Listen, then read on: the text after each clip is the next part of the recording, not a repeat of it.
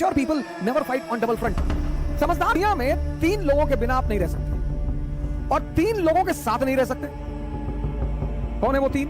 पहला है आपके दोस्त, दूसरे हैं आपके पड़ोसी और तीसरे हैं आपके रिश्तेदार। इन तीनों के बिना भी आप नहीं रह सकते।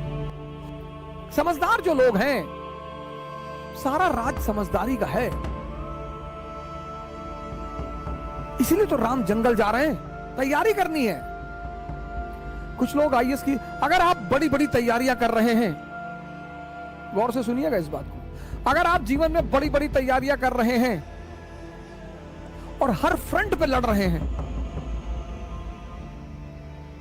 किसके रिश्तेदारों ने, किसके पट्टीदारों ने किसको खुश रखा है?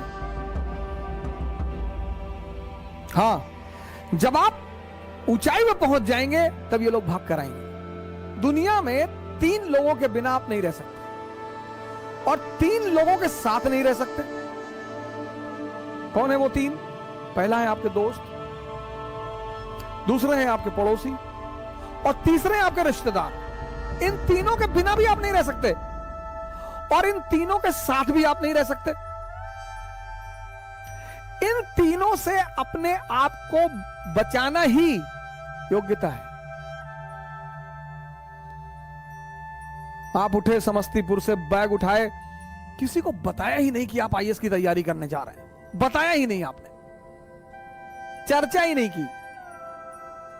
अगर किसी ने पूछा कि दिल्ली जा रहे हो, हाँ वो इन्फो जॉब लग गई है, ऐसे ही जॉब लग गई है। बेंगलोर जा रहे हो, हाँ इन्फोसिस में जॉब लग गई। जब तुम अपनी महत्वाकांक्षा किसी को बताते हो और तुम योग्य होते हो तो जलन पैदा होती है। यह मानवीय प्रवृत्ति, ऐसा नहीं हमारे में होती, तुम्हारे में होती, सब में होती है।